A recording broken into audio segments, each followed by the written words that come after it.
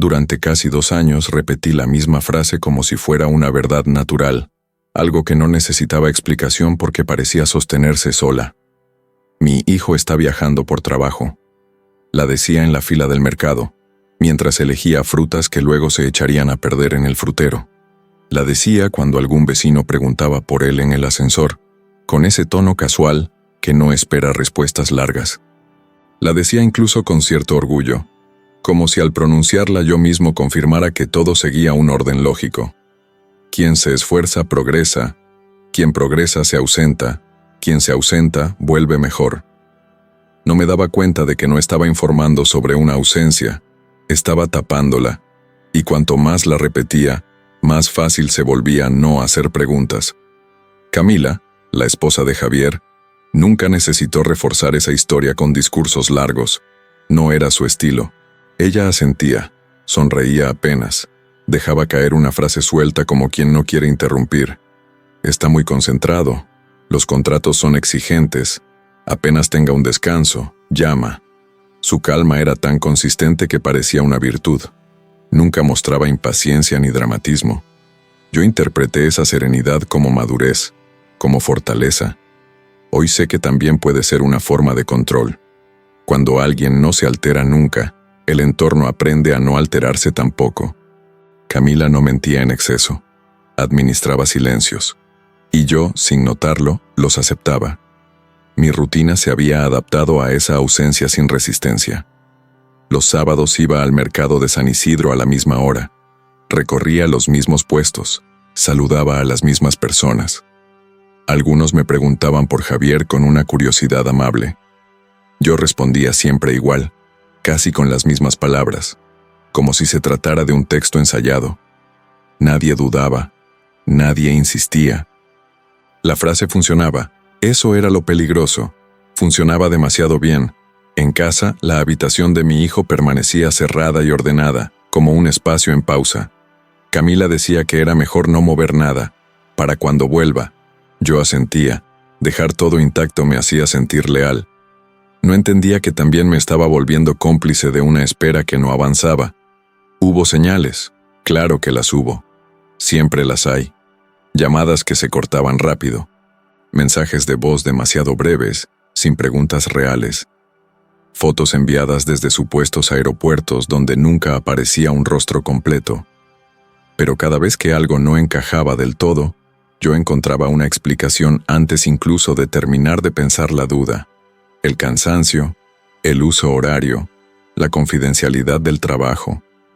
Las excusas no venían solo de Camila, venían de mí. Yo quería creer porque aceptar lo contrario implicaba reconocer que algo grave podía estar ocurriendo bajo mi mirada, sin que yo hubiera hecho nada para evitarlo. Y eso era insoportable. A veces, por la noche, me sorprendía recordando detalles mínimos de Javier que no tenían nada que ver con viajes ni contratos. La forma en que apoyaba las llaves, siempre en el mismo plato al entrar. Su costumbre de dejar la luz del pasillo encendida, aunque no hiciera falta. Esos recuerdos aparecían como interrupciones breves, y yo los apartaba con rapidez, como si pensar demasiado en ellos fuera una traición a la historia que yo mismo sostenía. Me decía que era normal extrañar, que todos los padres exageramos cuando los hijos se van. Convertí la nostalgia en una prueba de amor, no en una alerta. Camila visitaba la casa con frecuencia, siempre con algo en las manos, comida preparada, documentos para firmar, pequeños arreglos que Javier había pedido. Nunca entraba en la habitación de él sin avisar. Nunca levantaba la voz. Su presencia era tan correcta que resultaba imposible asociarla con peligro. Cuando yo preguntaba cuándo volvería Javier, ella no daba fechas concretas, pero tampoco las negaba. Pronto, decía, cuando cierre este ciclo. Yo aceptaba esa vaguedad como si fuera una ley del mundo moderno. Todo es temporal, todo es flexible, todo se posterga un poco más. Lo más inquietante, visto ahora, es que yo me sentía tranquilo, no feliz, pero tranquilo. La mentira era cómoda porque me permitía seguir viviendo sin conflicto. No había discusiones familiares, no había decisiones difíciles, No había llamadas incómodas a medianoche. Yo cumplía mi papel de padre orgulloso. Camila cumplía el suyo de esposa comprensiva. Y Javier existía como una figura ausente, pero exitosa. Era una escena estable. Y las escenas estables generan una ilusión peligrosa. La sensación de que nada urgente puede estar ocurriendo debajo. Nunca pensé que el problema no era la ausencia de Javier, sino la perfección con la que estaba explicada. Cuando una historia no deja grietas, cuando todo encaja demasiado bien, es cuando debería encenderse la alarma.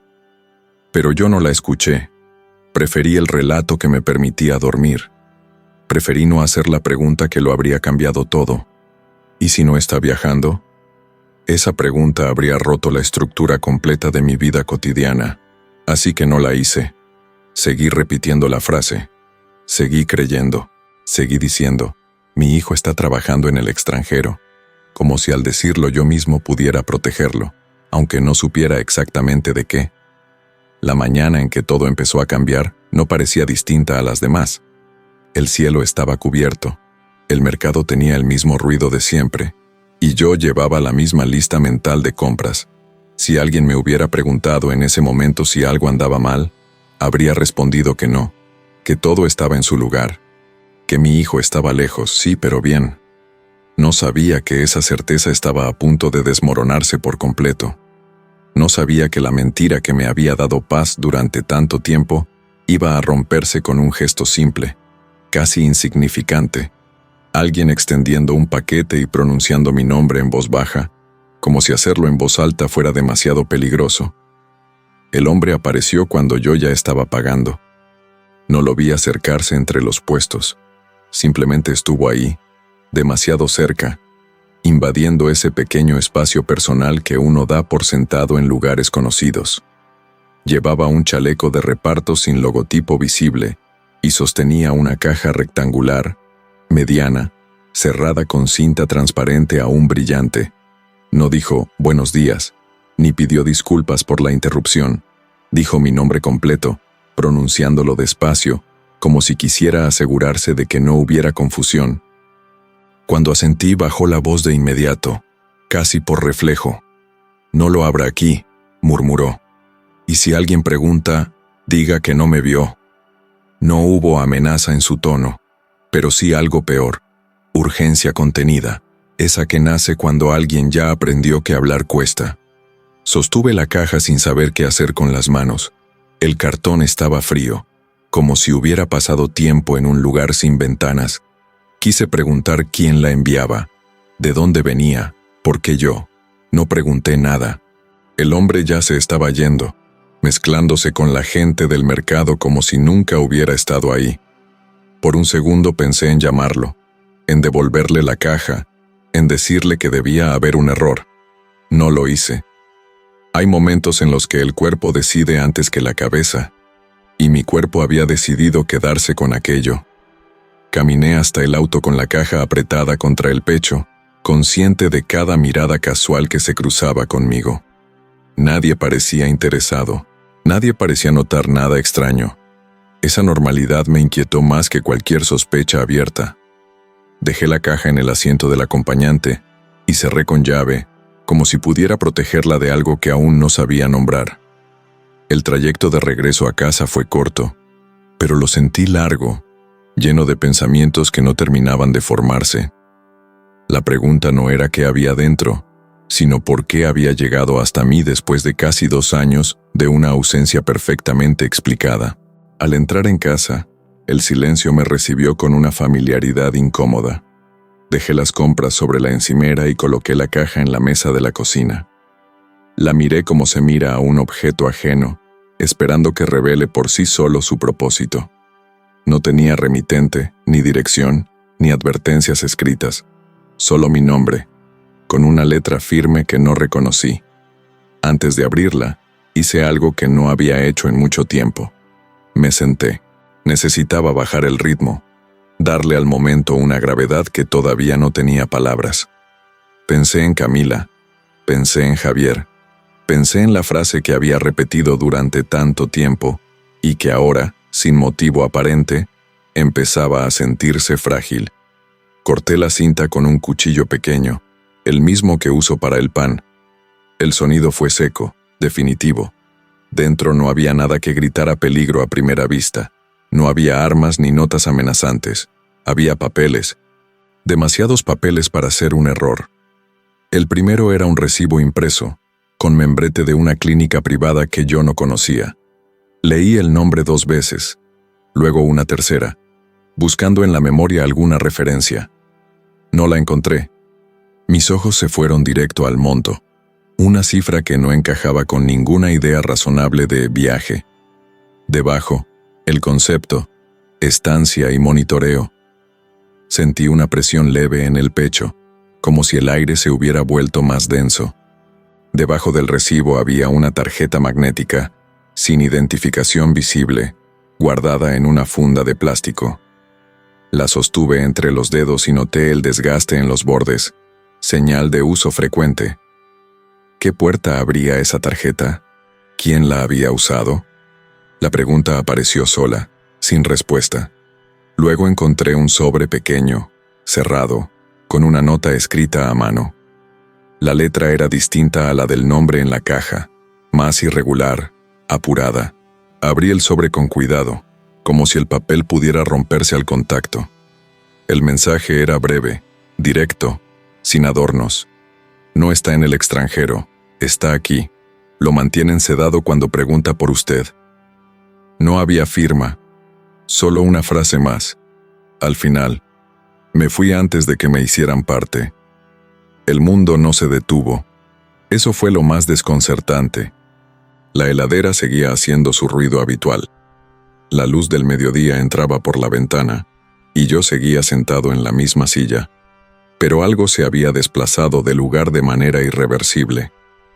Busqué desesperadamente una interpretación alternativa, una explicación que devolviera coherencia a lo que estaba leyendo. Pensé en una estafa, en un error administrativo, en una confusión de nombres. Pero el recibo tenía un nombre. El de mi hijo, completo, sin abreviaturas, sin margen para el equívoco. Y esa certeza silenciosa empezó a abrir una grieta donde antes solo había calma. En el fondo de la caja, envuelto en papel burbuja, había un objeto pequeño, un pendrive negro, común, con un adhesivo gastado donde se leía una sola palabra: pasillo. Lo sostuve sin conectarlo, como si hacerlo fuera cruzar una línea invisible. Sabía que, una vez escuchara lo que había dentro, no podría volver atrás. Había pasado años sosteniendo una historia porque me permitía seguir adelante. Ese dispositivo prometía otra cosa: romperla. Me quedé mirando el pendrive durante un tiempo que no sabría medir. Pensé en cerrarlo todo, en guardar la caja, en llamar a Camila y exigir explicaciones. Pensé en hacerlo ahora mismo. No lo hice. Algo me dijo que todavía no. Que antes de hablar, tenía que entender. Revisé nuevamente cada papel, cada detalle. Las fechas, los sellos, las firmas. No eran documentos improvisados. Habían sido emitidos con regularidad, mes tras mes. Eso explicaba otra pregunta que hasta entonces no me había atrevido a formular. ¿Cómo podía Camila sostener ese nivel de gastos? La respuesta empezaba a insinuarse sin decirse del todo. Guardé los documentos en el mismo orden en que los encontré y volví a cerrar la caja, como si ese gesto pudiera contener el caos. Me levanté, serví un vaso de agua y bebí sin sentir sed. Mi mano temblaba apenas lo suficiente para notarlo. No llamé a nadie ese día. No fui a la policía. No confronté a Camila. Entendí, de una forma que no sabría explicar, que el paquete no era un final, sino un comienzo. Alguien había decidido romper el silencio, pero lo había hecho con cuidado, dejándome espacio para moverme sin ser visto. El mensaje implícito era claro. Si actuaba mal, podía perderlo todo, incluso la posibilidad de ayudar a mi hijo. Así que hice lo único que me pareció sensato. Guardé la caja en el armario, en el estante más alto, donde Camila nunca buscaba, y me prometí algo que nunca antes me había prometido: No repetir ninguna frase más hasta saber exactamente qué estaba ocultando. ¿Qué habrías hecho tú con ese primer paquete? Escríbelo en los comentarios. Esa noche casi no dormí. Cada vez que cerraba los ojos, veía el recibo, el monto, la palabra monitoreo. Pensaba en Javier, no como una figura lejana en aeropuertos ajenos, sino como alguien encerrado en un lugar concreto, con pasillos, puertas y llaves que no tenía. El paquete había hecho lo que ninguna duda previa había logrado. Había transformado una ausencia cómoda en una pregunta urgente, y las preguntas urgentes no se callan solas, solo esperan el momento adecuado para ser dichas. La palabra monitoreo no se iba de mi cabeza. No pertenecía al mismo universo que viaje, ni a ese vocabulario ambiguo que Camila había usado durante tanto tiempo para explicar la ausencia de Javier. Monitoreo era una palabra técnica, cerrada, que exigía un lugar físico y personas alrededor. No se monitorea a alguien que está libre, pensé. Se monitorea a alguien que está contenido. Esa noche, después de guardar el paquete en el estante más alto del armario, bajé a la cocina y me senté otra vez en la misma silla. Extendí los papeles sobre la mesa como si fueran piezas de un rompecabezas mal armado. Por primera vez en casi 2 años, dejé de repetir la frase cómoda y empecé a leer lo que tenía delante como si no supiera nada de mi propio hijo. El recibo de la clínica tenía fechas regulares, mes tras mes, siempre el mismo monto. No había cargos extraordinarios, ni variaciones, ni interrupciones. Eso significaba permanencia. Nadie permanece en una clínica si está viajando. Nadie paga una cuota fija por algo transitorio. Busqué la dirección en internet. El lugar existía. Estaba a menos de 1 hora de mi casa, no en otro país, ni siquiera en otra provincia. Tan cerca que sentí una vergüenza física al pensarlo. Javier no estaba lejos. Yo había estado lejos. Volví a leer el concepto, estancia y monitoreo. No decía tratamiento, no decía rehabilitación. Decía estancia, como si el simple hecho de estar allí fuera el objetivo. La tarjeta magnética seguía sobre la mesa. La tomé de nuevo, esta vez con más atención. Tenía pequeñas marcas, líneas finas en los bordes, de haber pasado muchas veces por un lector. Pensé en puertas que se abren y se cierran sin hacer ruido. Pensé en pasillos largos, en horarios estrictos. La tarjeta no era una prueba aislada. Era una llave, y las llaves solo tienen sentido cuando alguien decide quién entra y quién no. Me pregunté quién la usaba. Camila, sin duda. ¿Alguien más? ¿Un médico? ¿Un enfermero? El paquete no respondía a eso todavía. Solo confirmaba algo esencial. Había una infraestructura organizada alrededor de la ausencia de mi hijo, y yo no formaba parte de ella. Intenté reconstruir el momento exacto en que la historia del viaje había empezado. No fue de golpe. No hubo una despedida clara ni una fecha concreta. Javier había hablado de un proyecto exigente, de clientes nuevos, de la necesidad de moverse. Camila reforzó esa idea con naturalidad. No va a ser fácil, dijo entonces. Va a desaparecer un poco. Yo asentí, como se asiente cuando alguien joven explica el mundo moderno. Después vinieron los silencios más largos, las llamadas breves, los mensajes escuetos. Cada ausencia tenía una explicación previa. Eso era lo perverso. La coartada se había construido antes del hecho. Cuando el silencio llegó, ya estaba justificado. Había otro detalle que me incomodaba ahora que lo veía con distancia. El dinero. Javier siempre fue cuidadoso. No le gustaba endeudarse. Y, sin embargo, esos recibos mostraban pagos altos y constantes. No eran transferencias ocasionales, eran compromisos asumidos. ¿Cuándo había autorizado eso? ¿En qué momento había aceptado una cuota mensual que equivalía a más de lo que yo ganaba en algunos meses? La respuesta empezó a tomar forma sin mostrarse completa. Alguien había decidido por él. Y para decidir por alguien, primero hay que quitarle la voz. Abrí el sobre otra vez y releí la nota del excuidador. Me fui antes de que me hicieran parte. Esa frase no hablaba solo de miedo. Hablaba de un sistema, de algo que requería complicidad. Me pregunté cuántas personas habían pasado por esa clínica sin cuestionar nada. Cuántas habían repetido órdenes, aplicado protocolos, firmado papeles. El viaje de Javier no había sido una mentira improvisada. Había sido una narrativa diseñada para que nadie mirara demasiado cerca. Y yo había sido el espectador perfecto.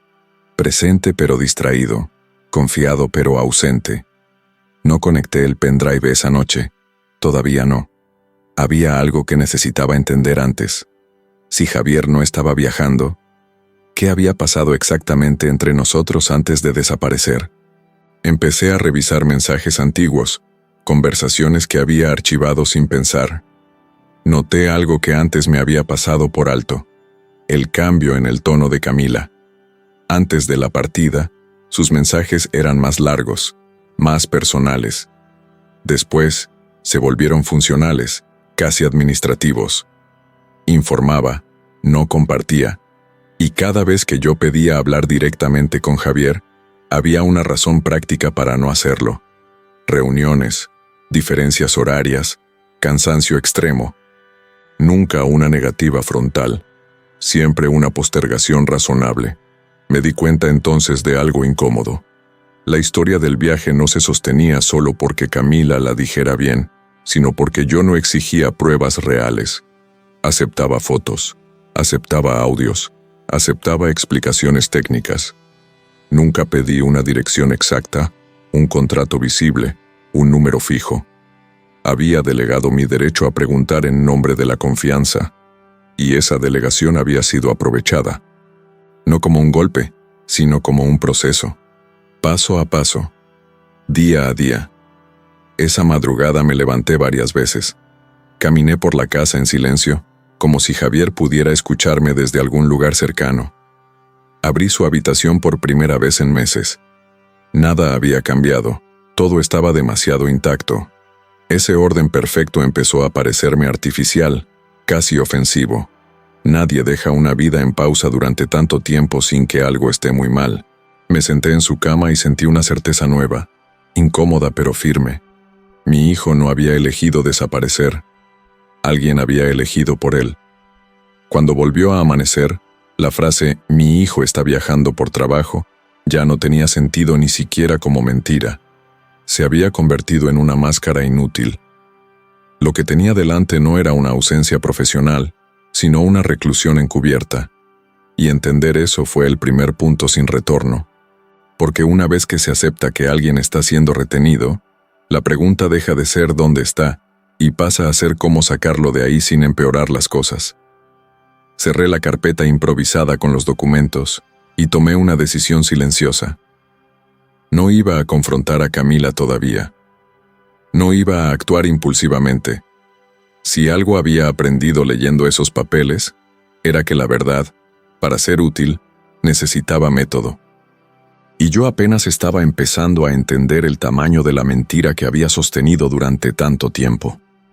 Conecté el pendrive a la computadora cuando la casa estaba completamente en silencio.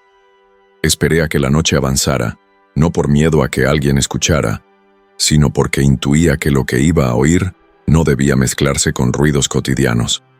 Cerré la puerta de la cocina, apagué la luz del pasillo y me senté frente a la pantalla como quien se prepara para una confesión que no pidió. El archivo tenía un nombre simple, casi administrativo: Audio Pasillo 3. Hice clic una sola vez. No ajusté el volumen. No respiré hondo. Dejé que el sonido entrara como viniera. Primero, nada. Un silencio irregular, con ese fondo eléctrico que delata los espacios cerrados. Luego, un ruido metálico, como ruedas sobre baldosas. Un portazo suave. Alguien tose. El eco es largo, frío. Reconocí ese eco sin saber por qué. Pasillos que no terminan. Lugares donde el tiempo se administra. Después, pasos, no rápidos, medidos. Y entonces, una voz, baja, casi arrastrada, como si hablar costara esfuerzo. No dijo una frase completa. Dijo una palabra. Mi nombre. No lo gritó. Lo pronunció como quien prueba si todavía existe. Me quedé inmóvil. No necesité escuchar más para saber que era Javier.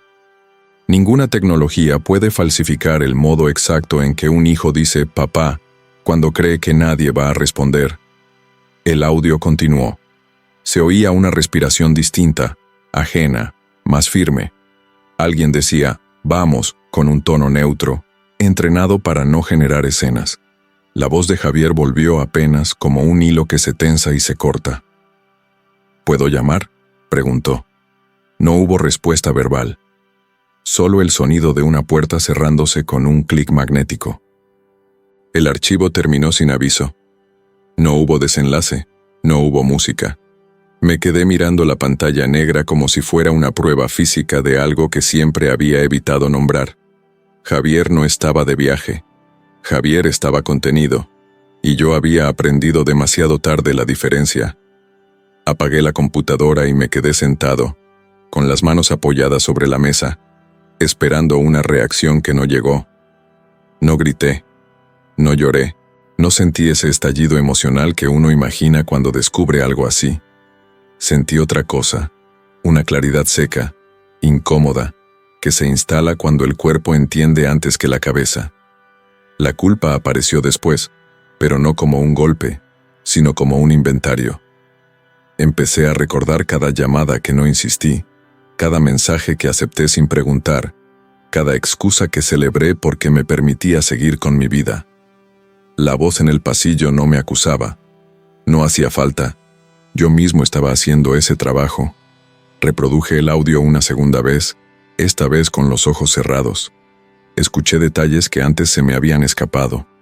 El arrastre leve de un pie, el roce de una manga contra la pared, una respiración acelerada que no era miedo, sino sedación. Pensé en cuántas veces Javier habría repetido esa pregunta, cuántas puertas se habrían cerrado con el mismo clic. El pasillo dejó de ser un sonido y se volvió un espacio concreto en mi cabeza, un lugar al que yo nunca había sido invitado, pero que ahora existía con una nitidez insoportable. Entendí que ese audio no era solo una prueba, era un límite. Después de escucharlo, cualquier intento de volver atrás sería una mentira consciente. Mi primer impulso fue llamar a Camila. Marqué su número y lo borré antes de que sonara. Imaginé su voz calmada, su capacidad para convertir cualquier acusación en una preocupación exagerada. Sabía lo que diría, que Javier estaba pasando por un momento delicado, que los audios se sacaban de contexto, que todo era por su bien. Me di cuenta de algo esencial. Si la confrontaba ahora, perdería la única ventaja que tenía. Ella llevaba años administrando la información. Yo acababa de recibirla. No era el momento de hablar. Era el momento de escuchar y reunir. Guardé el pendrive en el bolsillo interior de mi chaqueta, como si así pudiera protegerlo. Caminé por la casa con cuidado, evitando hacer ruido, aunque estaba solo. Abrí la ventana de la cocina y dejé entrar el aire frío. Necesitaba algo que me devolviera al presente. Miré la calle desierta y pensé en Javier caminando por un pasillo que no conocía, pronunciando mi nombre sin saber si yo existía todavía en su mundo. La culpa volvió con fuerza, pero esta vez no me paralizó. Se transformó en una decisión silenciosa. No iba a reaccionar como un padre herido. Iba a actuar como alguien que entiende que el tiempo, ahora, es un factor de riesgo. Esa noche no dormí. Me senté en el sillón con el audio reproduciéndose en bucle, sin sonido, solo como un recordatorio visual de que ya no podía fingir. Cada tanto me levantaba y volvía a la mesa, revisaba los papeles, tocaba la tarjeta magnética. Todo adquiría un nuevo sentido. El monitoreo ya no era una palabra abstracta. Tenía una voz asociada, y esa voz me obligaba a ser preciso. No podía permitirme errores ni gestos impulsivos. Cualquier paso en falso podía cerrar más puertas de las que abría. Al amanecer, tomé una decisión que marcaría todo lo que vino después. No iba a salvar a Javier con una escena. No iba a irrumpir en una clínica sin saber qué derechos tenía, ni iba a denunciar sin entender el alcance legal de lo que estaba ocurriendo. La voz en el pasillo me había dado algo más valioso que indignación. Me había dado dirección.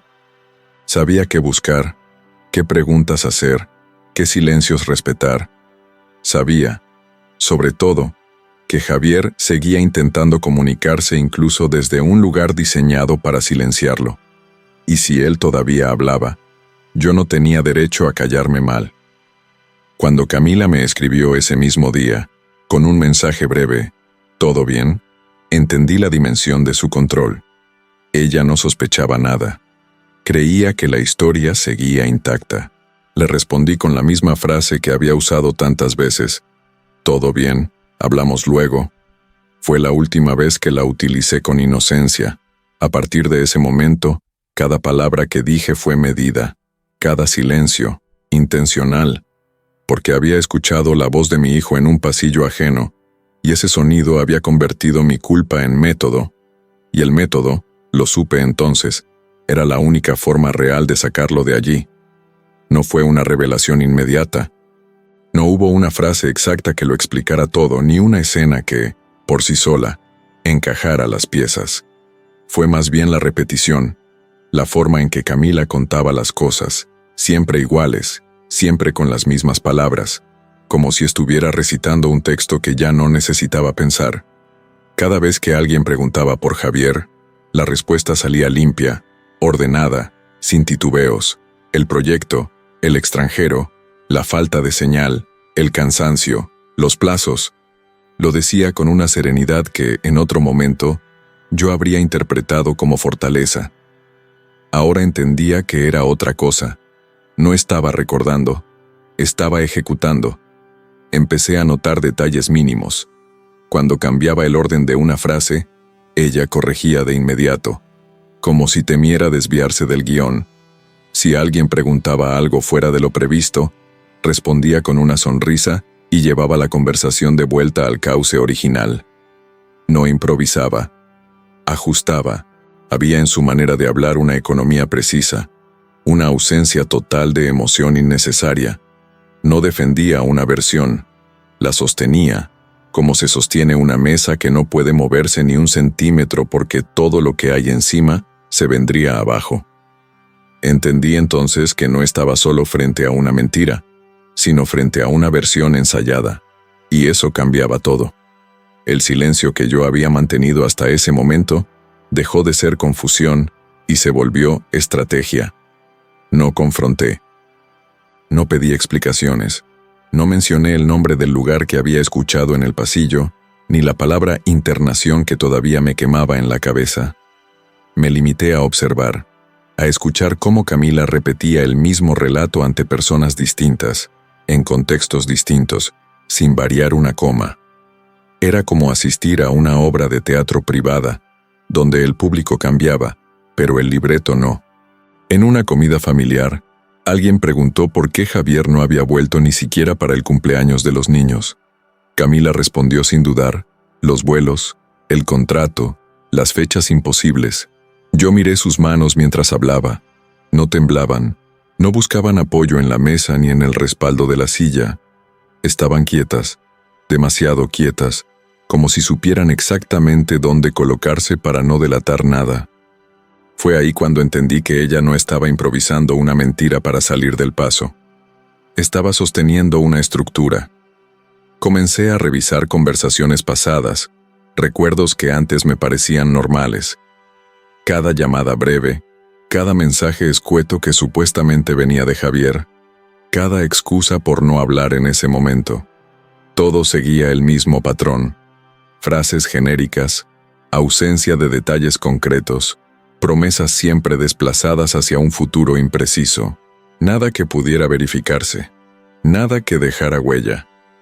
Era una comunicación diseñada para no generar preguntas, y si las generaba, para agotarlas rápido. Lo más inquietante no era la mentira en sí, sino la naturalidad con la que había sido integrada a la vida cotidiana. Nadie dudaba porque no había grietas visibles. Nadie insistía porque la versión estaba blindada por la repetición. Yo mismo había ayudado a reforzarla, contándola a otros, convirtiéndola en un hecho compartido. Y ahora entendía el verdadero peligro. Cuando una mentira se repite lo suficiente, deja de necesitar defensores. Se vuelve paisaje. Empecé a hacer algo que nunca había hecho con Camila: escuchar sin responder. La dejaba hablar, asentía, cambiaba de tema. No le daba resistencia. Porque había comprendido algo esencial. Quien ensaya una versión teme una sola cosa: no la acusación directa, sino la pregunta inesperada. Y para hacer la pregunta correcta, primero tenía que conocer el guión completo. Una tarde, mientras los niños jugaban en otra habitación, Camila habló de planes a largo plazo: escuelas, mudanzas, inversiones. Hablaba como si Javier estuviera presente en cada decisión, aunque físicamente ausente.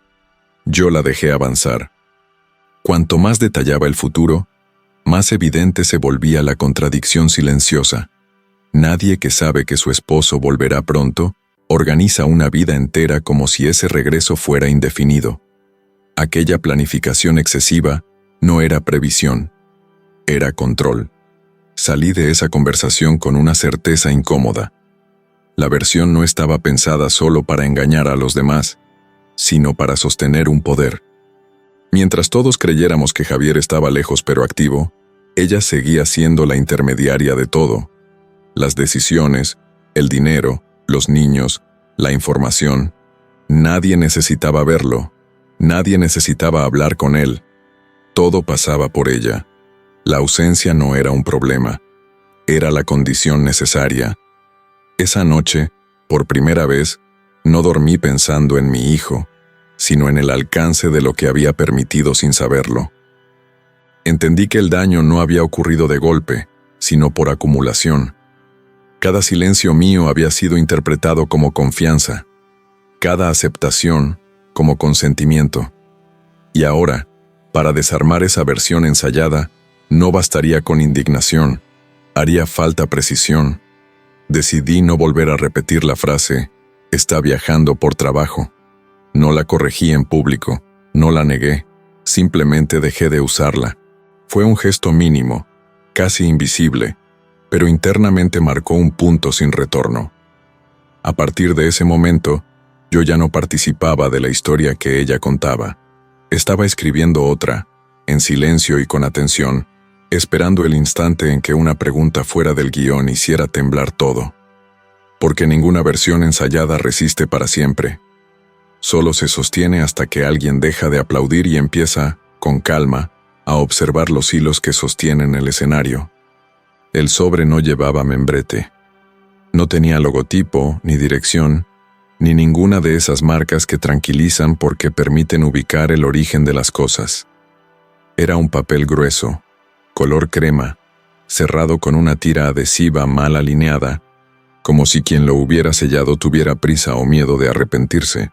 Mi nombre estaba escrito a mano, con letras firmes pero irregulares, y durante varios segundos me limité a sostenerlo sin abrirlo, sintiendo ese peso particular que tienen los objetos cuando contienen algo que va a cambiar el orden de las cosas. No era un paquete misterioso en el sentido espectacular, era peor.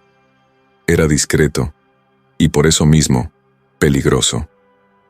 Lo abrí en la mesa de la cocina, en el mismo lugar donde durante meses había repetido la versión de Camila sin cuestionarla. Dentro había copias, no originales, copias cuidadosamente ordenadas, dobladas una sola vez, como si alguien hubiera querido que se leyeran rápido, sin ceremonias. El primer documento era un informe médico, no un resumen, no una nota informal, sino un registro clínico con fecha, firma y número de expediente. El nombre de Javier aparecía completo. El diagnóstico estaba redactado con un lenguaje técnico, pero no hacía falta entender cada término para captar lo esencial. Internación involuntaria, evaluación psiquiátrica, restricción de comunicaciones. Sentí una reacción física inmediata, una especie de vacío en el pecho, como si el aire hubiera salido de la habitación. No era sorpresa, era confirmación. Aquello que había escuchado en el pasillo del hospital ahora estaba ahí, negro sobre blanco, con una claridad imposible de negar. Lo que me descolocó no fue el contenido, sino la fecha. El documento tenía casi 2 años. 2 años durante los cuales yo había dicho que mi hijo estaba viajando. Pasé a la siguiente hoja. Una autorización firmada por Camila. Su firma era inconfundible, amplia, segura, ocupando el espacio con una naturalidad que me resultó insoportable. Autorizaba tratamientos, autorizaba restricciones, autorizaba decisiones en nombre de Javier. No había rastro de urgencia ni de duda. Todo estaba formulado como un procedimiento ordenado, casi administrativo. No parecía una acción desesperada para ayudar a alguien en crisis. Parecía una gestión. El tercer documento fue el que más tiempo me llevó procesar. Era una solicitud de tutela temporal. No una sentencia, no una resolución final, sino el inicio de un proceso legal que permitía a Camila tomar control de ciertos aspectos patrimoniales mientras durara la incapacidad. Ahí estaba la conexión que muchos comentarían después. No se trataba solo de silencio, ni solo de control emocional. Había una estructura legal en marcha, lenta, discreta, protegida por términos técnicos y plazos que nadie cercano a la familia había revisado. Me di cuenta entonces de por qué el documento no debía existir. No porque fuera falso, sino porque su mera aparición rompía el equilibrio. Todo el relato se sostenía en la idea de que Javier estaba ausente por elección. Ese papel demostraba que estaba ausente por imposición. Y esa diferencia no es semántica, es moral. No llamé a nadie, no confronté a Camila. Me senté y leí cada página varias veces, buscando inconsistencias, errores, algo que me permitiera dudar. No encontré nada. Todo estaba demasiado bien armado. Eso, paradójicamente, me dio calma. Cuando una mentira es burda, genera confusión. Cuando es sofisticada, exige método para desarmarla. Al final del sobre había una nota breve, escrita con la misma letra del nombre en el frente. No decía quién la enviaba, solo una frase. Usted tenía derecho a saber. Nada más. No pedía respuesta. No explicaba cómo había conseguido los documentos. No ofrecía ayuda futura. Era una intervención mínima, casi quirúrgica. Alguien había decidido mover una sola pieza y dejar que el resto cayera por su propio peso. Ahí entendí otra cosa que respondía a muchas dudas externas. No hacía falta imaginar cámaras ocultas en todas partes ni conspiraciones imposibles. Bastaba con una persona que hubiera visto algo, que hubiera tenido acceso administrativo, que hubiera sentido que el silencio ya no era neutral. Las estructuras cerradas siempre tienen grietas, y a veces esas grietas toman forma de sobres simples, dejados en una mesa cualquiera. Guardé los papeles en una carpeta vieja, de esas que uno conserva por costumbre. No porque no tuviera otras mejores, sino porque quería que se mezclaran con documentos cotidianos, que no llamaran la atención. A partir de ese momento, mi relación con la verdad cambió. Ya no era una sospecha ni una intuición, era un objeto. Algo que podía perderse, robarse, destruirse. Y por eso mismo, algo que debía protegerse. Esa noche volví a escuchar en mi cabeza las preguntas que tantos espectadores harían. ¿Por qué nadie lo buscó antes? ¿Cómo pudo durar tanto? ¿Cómo no se dio cuenta el padre? La respuesta estaba ahí, entre esas hojas. Porque todo había sido diseñado para no activar alarmas. Porque no hubo gritos, ni escenas dramáticas, ni desapariciones repentinas. Solo trámites, firmas, silencios bien colocados. El tipo de violencia que no deja marcas visibles, pero reorganiza la vida de todos. No dormí. Me quedé sentado, con la carpeta cerrada frente a mí, entendiendo que el documento no era el final de nada. Era el inicio de una fase distinta. A partir de ese momento, cualquier paso en falso podía alertar a Camila. Cualquier mención indebida podía hacer que esos papeles desaparecieran. Y si desaparecían, no habría marcha atrás. Por eso decidí algo que, visto desde fuera, podría parecer pasividad. No hice nada, al menos nada visible. Seguí escuchando la versión ensayada. Seguí asistiendo a reuniones familiares. Seguí actuando como si el documento no existiera. Pero internamente, todo había cambiado. Ya no buscaba entender. Buscaba el momento exacto en que la existencia de esos papeles dejaría de ser una revelación privada y se convertiría en una verdad imposible de contener. Porque hay documentos que no deberían existir solo desde el punto de vista de quien se beneficia del silencio.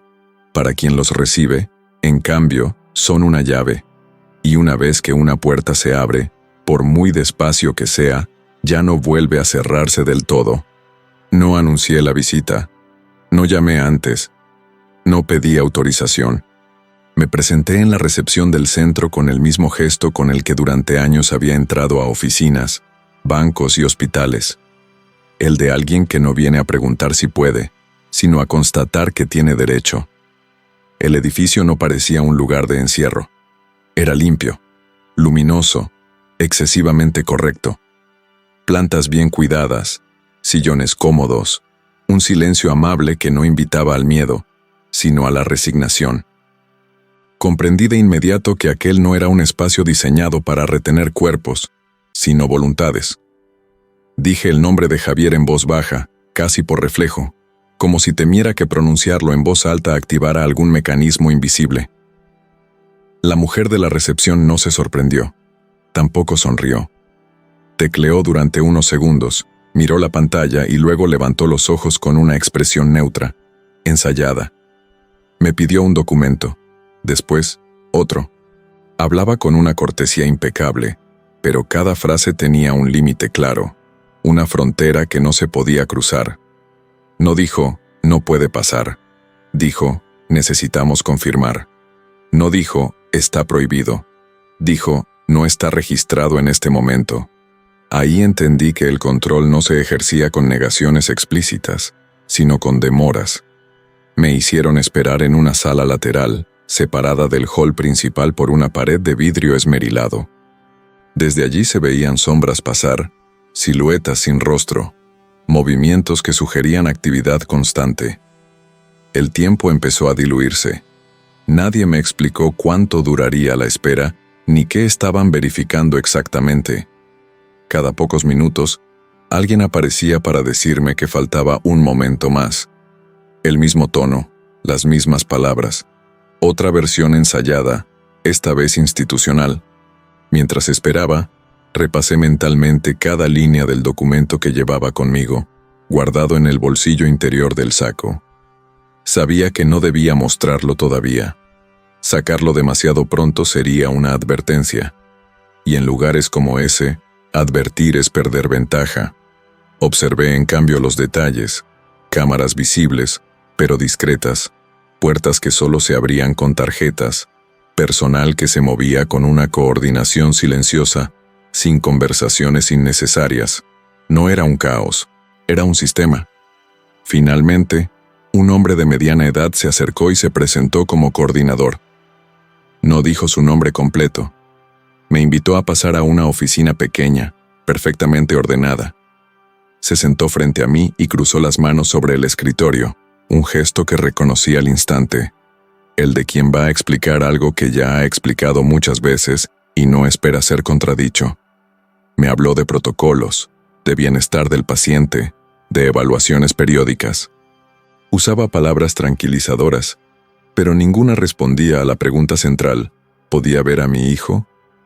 Cuando mencioné que era su padre, asintió con comprensión. Cuando pregunté por qué no había sido informado, habló de decisiones médicas. Cuando insinué que Javier podía no estar de acuerdo con su situación, sonrió con una paciencia casi pedagógica. Me explicó que, en ciertos casos, las personas no son conscientes de su estado. No lo decía con desprecio, lo decía con convicción, y eso lo hacía más inquietante. Pedí verlo aunque fuera unos minutos. El coordinador dudó, miró la pantalla de su computadora, hizo una llamada breve, en voz baja. Luego me dijo que era posible una visita corta, supervisada. La palabra supervisada quedó suspendida en el aire, cargada de significado. Acepté sin discutir. Cualquier resistencia habría cerrado esa pequeña concesión. Me condujeron por un pasillo largo, blanco, sin ventanas. Cada paso resonaba demasiado fuerte. Al final, una puerta con una ventanilla estrecha. Antes de abrirla, me explicaron las reglas. No hablar de ciertos temas, no hacer promesas, no mencionar procedimientos legales. Todo estaba formulado como una recomendación, pero el subtexto era claro. Cualquier desviación tendría consecuencias. Cuando entré, lo vi sentado junto a una mesa pequeña. Había adelgazado. Su postura era rígida, como si estuviera acostumbrado a ocupar poco espacio. Levantó la vista y tardó un segundo en reconocerme. Ese segundo fue suficiente para entender el daño real. No gritó, no se levantó. Solo abrió los ojos un poco más y respiró hondo, como quien vuelve a una realidad que había sido cuidadosamente amortiguada. No hablamos mucho, no porque no quisiéramos, sino porque cada palabra parecía observada. Yo elegía frases neutras. Él respondía con cuidado. Pero hubo un momento, breve, casi imperceptible, en que nuestras miradas se sostuvieron más de lo necesario. En ese silencio compartido, entendí algo fundamental. Javier sabía que algo no estaba bien. No estaba confundido. Estaba contenido. Cuando terminó el tiempo asignado, nadie lo anunció en voz alta. Simplemente alguien abrió la puerta. Javier se levantó sin protestar. Antes de salir, me miró de nuevo. No había súplica en sus ojos. Había expectativa. Y eso fue lo que más me dolió. No esperaba que lo sacara de allí de inmediato. Esperaba que no me fuera. Salí del centro con una claridad nueva. Ya no se trataba solo de Camila. Había médicos, coordinadores, procedimientos, un entramado que no funcionaba por maldad individual, sino por inercia institucional. Eso explicaba cómo había sido posible sostener todo durante tanto tiempo sin levantar sospechas. Cada parte hacía lo que le correspondía. Y en esa suma de responsabilidades diluidas, nadie se sentía responsable del todo. Esa visita respondió a muchas preguntas que flotaban alrededor de la historia. ¿Por qué no pudo comunicarse? ¿Por qué no escapó? ¿Por qué nadie intervino antes? Porque el control no era violento en apariencia. Era correcto, educado, técnico. Y contra ese tipo de control, la indignación sola no basta. Mientras caminaba hacia el estacionamiento, entendí que el siguiente paso ya no podía ser improvisado. La visita controlada no había sido un fracaso. Había sido una confirmación. Javier no estaba perdido. Estaba retenido dentro de un sistema que solo podía romperse desde afuera, con pruebas, con tiempos precisos y con una estrategia que no alertara a quienes tenían todo el poder de cerrar filas. Y por primera vez desde que todo empezó, supe con certeza que el silencio ya no era solo una forma de supervivencia. Era una herramienta. No fue una búsqueda heroica, ni una escena dramática de puertas que se abren en el último momento. Fue una conversación discreta, casi incómoda, en una oficina pequeña donde nadie levantó la voz y nadie prometió milagros. Llegué allí por recomendación indirecta, de esas que no se anotan en ningún papel. Habla con él, me dijeron. Nada más. Ni elogios ni advertencias, solo un nombre y una dirección. Eso ya era suficiente para entender que no estaba frente a alguien que actuara por impulso. El hombre me escuchó sin interrumpir. No tomó notas al principio. No hizo preguntas largas. Me pidió que hablara despacio, que no ordenara los hechos para convencerlo, que los contara tal como los había vivido. Agradecí esa instrucción más de lo que esperaba. Por primera vez en mucho tiempo, no necesitaba demostrar que no estaba exagerando. Solo necesitaba ser preciso. Cuando terminé, le entregué la carpeta. No la abrió de inmediato. La apoyó sobre el escritorio y me miró, como midiendo algo que no tenía que ver con los papeles. Me dijo algo que cambió el eje de todo. Esto no se resuelve rápido, y tampoco se resuelve gritando. No lo dijo para desanimarme. Lo dijo para ubicarme. Explicó que el mayor error en situaciones así es alertar antes de tiempo, que los sistemas que funcionan sobre versiones ensayadas saben cerrarse cuando detectan peligro, y que, una vez cerrados, no dejan rastros. Lo entendí de inmediato. No estaba buscando a alguien que me prometiera justicia. Estaba buscando a alguien que supiera esperar. Revisó los documentos con una atención que no había visto antes. No se detuvo en el diagnóstico. No cuestionó de entrada la internación. Fue directo a las fechas, a las firmas, a los encuadres legales. Me explicó que muchas de esas medidas, aisladas, eran defendibles. El problema no estaba en cada pieza, sino en el conjunto, en la reiteración, en el patrón. Esto no es una emergencia prolongada, dijo. Esto es una administración del silencio. Habló también de los errores invisibles, de lo que Camila había hecho bien y de lo que, sin saberlo, había dejado mal cerrado. Un formulario presentado fuera de plazo. Una notificación que nunca llegó a destino. Un informe que se renovó automáticamente sin la evaluación presencial correspondiente. Nada escandaloso. Nada que, por sí solo, justificara una acusación, pero suficiente para construir una fisura. Y en procesos así, me dijo, no se necesita un derrumbe. Basta una fisura bien ubicada. Me advirtió algo más, con una seriedad que no admitía discusión. Yo no debía volver al centro por un tiempo, ni llamar, ni preguntar, ni mostrar ansiedad. Cada movimiento mío sería interpretado. Cada gesto podía ser usado para reforzar la idea de que yo era emocionalmente inestable o manipulable. Aquí, dijo señalando la carpeta, el que se mueve primero pierde. Salí de esa oficina con una sensación extraña. No era alivio, tampoco miedo. Era responsabilidad. Hasta ese momento, todo había sido intuición, culpa, silencios acumulados. Ahora había un plan, aunque todavía no conocía todos sus pasos. Y eso significaba que cualquier error ya no sería solo mío. Afectaría a Javier. Durante las semanas siguientes, el aliado inesperado no apareció de nuevo en mi vida cotidiana. No llamó para actualizarme. No envió mensajes tranquilizadores. Solo me pidió una cosa: que estuviera disponible, que no desapareciera, que no intentara acelerar nada. Aprendí entonces otra forma de espera, distinta a la pasiva. Una espera activa, atenta, donde cada día sin noticias no era un vacío, sino parte del proceso. Entendí también por qué esa figura era necesaria para la historia, no para convertirla en una batalla épica, sino para devolverle escala humana.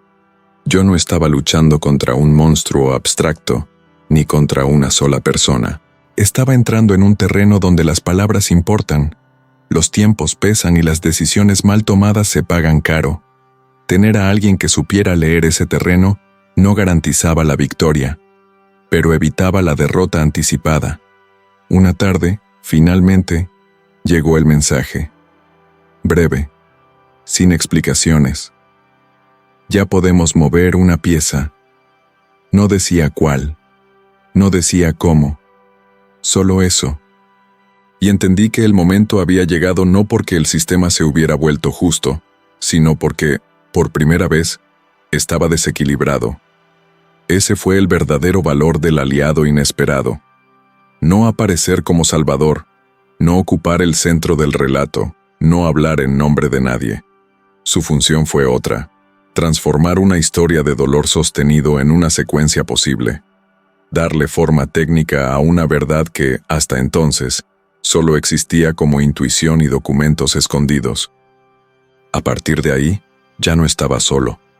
Pero tampoco estaba protegido por una ilusión. Lo que venía implicaría exposición, conflicto y consecuencias reales. Y esta vez, a diferencia de antes, yo sabía exactamente qué estaba en juego. No hubo una escena espectacular ni un momento único en el que todo se viniera abajo de golpe. La versión empezó a caer como caen las cosas bien construidas, despacio, por acumulación de pequeñas fallas que ya no podían ocultarse. El primer síntoma fue el cambio de tono. Camila seguía diciendo las mismas frases, pero algo en su manera de decirlas había perdido firmeza. No era nerviosismo evidente, era rigidez. Como si el guión, repetido durante tanto tiempo, ya no respondiera con la misma eficacia ante un entorno que empezaba a hacer preguntas nuevas. Las preguntas no surgieron de mí. Eso fue clave. Vinieron de lugares que ella no controlaba del todo. Una notificación administrativa que llegó a destiempo. Una solicitud de actualización que exigía presencia física. Un requerimiento escrito con un lenguaje neutro que no acusaba, pero tampoco aceptaba respuestas vagas. La versión ensayada estaba diseñada para conversaciones informales, para círculos íntimos, para el "después te explico". Frente al papel oficial, empezó a mostrar su fragilidad. Yo observaba desde una distancia calculada. No intervenía, no corregía, no desmentía. Mi silencio ya no era interpretado como complicidad, sino como una ausencia incómoda. Camila comenzó a mirarme más durante las conversaciones, como buscando una confirmación que yo ya no ofrecía. En una reunión familiar, alguien preguntó directamente cuándo volvería Javier. Ella respondió lo de siempre, pero añadió una fecha aproximada. Fue un error mínimo, casi imperceptible. Sin embargo, al hacerlo, transformó una ausencia indefinida en una promesa verificable. Las promesas son peligrosas cuando no se pueden cumplir. A partir de ahí, cada nueva afirmación necesitó un ajuste. Cada ajuste generó una contradicción menor. Y cada contradicción dejó una huella que otros empezaron a notar. No se trató de una denuncia pública ni de un enfrentamiento directo. Fue algo más corrosivo, la pérdida de coherencia. La versión ya no fluía sola. Necesitaba esfuerzo. Y el esfuerzo siempre llama la atención. El momento más revelador ocurrió en un espacio donde Camila se sentía segura. Una conversación con profesionales, en un entorno que ella consideraba controlado. Allí intentó aplicar el mismo relato simplificado, confiando en que funcionaría como siempre. No funcionó. Las preguntas fueron precisas, no inquisitivas, pero técnicas. Fechas, autorizaciones, evaluaciones presenciales. Detalles que no admitían respuestas emocionales. Yo no hablé. No hizo falta. La versión empezó a colapsar bajo su propio peso. Por primera vez, alguien pidió ver documentos específicos, no copias generales, no explicaciones verbales, sino registros concretos. Camila los tenía, había sido cuidadosa, pero no los tenía todos. Y ese vacío, ese pequeño hueco administrativo, fue suficiente para detener el avance automático de su relato. Cuando un sistema se detiene, aunque sea por un instante, deja ver su estructura interna, y lo que se vio ya no coincidía con la historia del viaje. Ella intentó recuperar el control adelantándose, hablando más, explicando de más. Ese fue otro error.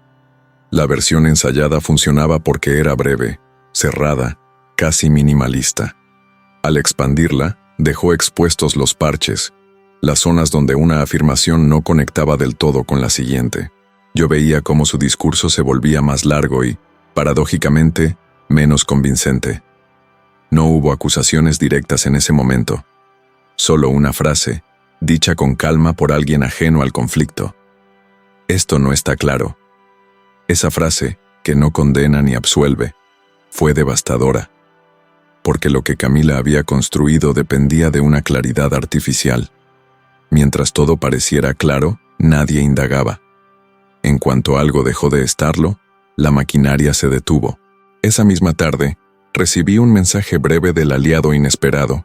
No celebraba nada, no hablaba de victoria, solo decía, ahora ya no pueden cerrar filas. Entendí entonces que la caída de la versión no significaba justicia inmediata, sino pérdida de control narrativo. Camila ya no decidía el ritmo ni el orden de los acontecimientos. Otros habían empezado a intervenir, no por indignación moral, sino por inconsistencias técnicas. En casa, el ambiente cambió. No hubo discusiones abiertas, pero sí silencios distintos, silencios tensos, expectantes. Camila evitaba ciertos temas, yo evitaba otros. Cada uno sabía que algo se había desplazado, aunque ninguno lo nombrara. La diferencia era que ella intentaba sostener una historia que se desmoronaba, mientras yo ya no necesitaba sostener nada. La caída de la aversión también tuvo un efecto colateral. Las personas que antes no preguntaban comenzaron a hacerlo, no con hostilidad, sino con curiosidad legítima. Y cada pregunta era un recordatorio de que el relato original ya no bastaba. Camila empezó a responder con frases condicionales, con «estamos viendo», «todavía no se sabe», «depende de». El viaje dejó de ser una certeza. Se convirtió en una hipótesis. Esa noche, entendí que el final ya no dependía de una revelación dramática, sino de algo más simple y más poderoso: la imposibilidad de seguir fingiendo normalidad. Cuando una versión ensayada cae, no siempre lo hace con ruido. A veces se desarma en silencio, dejando a quien la sostenía expuesto, sin saber qué decir a continuación. Yo no sentí alivio. Sentí una responsabilidad nueva, porque a partir de ese momento, la historia entraba en su fase más delicada. La verdad estaba más cerca, sí, pero también más vulnerable, y sabía que el último movimiento no sería el más ruidoso, sino el más preciso. La restitución no llegó como un acto solemne, ni como una escena final pensada para provocar aplausos. Llegó fragmentada, casi administrativa, envuelta en trámites que no prometían alivio inmediato. Fue una secuencia de decisiones técnicas que, juntas, empezaron a devolverle a Javier algo que llevaba años suspendido: la posibilidad de decidir. Nadie habló de culpables en ese primer momento. Nadie pronunció palabras grandes. Lo que se hizo fue retirar, uno por uno, los mecanismos que lo mantenían inmóvil. La primera notificación fue breve. Informaba una revisión obligatoria del régimen de internación. No decía error, no decía abuso, decía actualización. Ese lenguaje neutro, que antes había servido para sostener el encierro, ahora empezaba a desmontarlo. A los pocos días, llegó otra comunicación: cambio de equipo evaluador. Después, la autorización para comunicaciones sin supervisión directa. Cada paso parecía pequeño, pero yo sabía que era irreversible. Cuando un sistema empieza a corregirse, no puede hacerlo sin admitir, aunque sea en silencio, que algo estuvo mal. Volví a ver a Javier sin un tercero en la sala. Fue un encuentro breve, torpe, sin discursos preparados. Nos sentamos frente a frente y durante unos segundos ninguno supo qué decir. No había reproches inmediatos ni explicaciones urgentes. Había cansancio. Él me miró como quien mide una distancia que ya no sabe calcular. Yo entendí que no debía llenarla con palabras. La restitución no era convencerlo de nada. Era permitirle volver a ocupar su propio espacio, incluso si ese espacio incluía dudas. Hablamos de cosas simples, del tiempo, de los niños, de detalles cotidianos que habían sido suspendidos durante años. No le prometí sacarlo de allí en una fecha concreta. No le aseguré un final feliz. Le dije algo más preciso: que ya no estaba solo y que, a partir de ahora, ninguna decisión importante se tomaría sin que él fuera escuchado. Asintió. No sonrió, pero respiró distinto. Y eso fue suficiente. La figura de Camila se fue desdibujando sin escenas de confrontación. No hubo un castigo espectacular ni una humillación pública.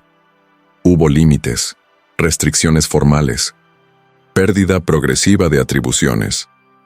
Cuando intentó intervenir, encontró respuestas técnicas que ya no podía manipular con el mismo guión. Su versión, que antes llenaba todos los espacios, ahora chocaba con documentos, plazos y procedimientos que no dependían de ella. El poder no se le arrebató de golpe. Se le retiró el acceso. Algunas personas esperaban una confesión o un pedido de disculpas. No ocurrió. Y entendí que no tenía que ocurrir para que hubiera justicia. La restitución no consiste en obligar al otro a reconocer su culpa, sino en devolver a quien fue desplazado la capacidad de existir sin intermediarios. Javier empezó a participar en evaluaciones, a opinar, a disentir. Algunas veces estaba de acuerdo, otras no. Esa variabilidad, tan simple, Era la prueba más clara de que ya no estaba contenido. El proceso fue lento, más de lo que muchos considerarían aceptable. Pero tenía una virtud: no dejaba margen para retrocesos fáciles. Cada avance quedaba registrado, cada cambio creaba una nueva normalidad. Cuando finalmente se autorizó su salida progresiva del centro, no fue presentada como una liberación, sino como una transición. Y esa palabra, tan poco cinematográfica, protegía algo esencial. No prometía que todo estaría bien, solo que sería real. En casa, la reorganización fue silenciosa. No hubo celebraciones ruidosas ni discursos de victoria. Los niños se acercaron a su padre con una cautela que partía el alma. Javier no intentó ocupar de inmediato el lugar perdido. Se dejó conocer de nuevo, paso a paso. Yo observaba, entendiendo que mi papel ya no era conducir, sino sostener sin invadir. La restitución también me alcanzaba a mí. Aprender a no decidir por él, incluso con buenas intenciones. Hubo consecuencias, para todos. Relaciones que no se retomaron. Confianzas que no regresaron. Preguntas que quedaron sin respuesta. La historia no cerró con un lazo perfecto. Cerró con una estructura nueva, más frágil, pero honesta. Y esa honestidad, después de tantos años de versiones ensayadas, era una forma profunda de reparación. Una tarde, Javier me dijo algo que no esperaba, que no necesitaba que yo me culpara más. No lo dijo como absolución, sino como límite. Entendí entonces que la restitución completa no era solo jurídica ni institucional, era moral. Consistía en aceptar lo ocurrido sin quedar atrapado en ello, en seguir adelante sin fingir que nada había pasado, pero sin vivir únicamente para corregir el pasado. El último gesto fue casi invisible. Una carta breve que confirmaba el cierre de un expediente, sin adjetivos, sin dramatismo. La guardé junto a los otros documentos, ya no como prueba, sino como registro. No para recordar el daño, sino para no olvidar cómo funciona el silencio cuando se lo deja crecer. La historia terminó sin un aplauso final, pero con algo más duradero: la reorganización interna de quienes la vivieron. Javier recuperó su voz. Yo recuperé mi lugar, no como protector omnipotente, sino como presencia constante. Y el mundo, que antes había aceptado una mentira cómoda, tuvo que acomodarse a una verdad más compleja. Si algo quedó claro al final, fue esto: la justicia no siempre se parece a la venganza, ni la reparación a la victoria. A veces, la restitución es simplemente devolverle a alguien el derecho a decidir qué hacer con su propia vida. Y sostener, en silencio, ese derecho para que no vuelva a ser arrebatado. Si esta historia te sostuvo, deja tu like, compártela y suscríbete.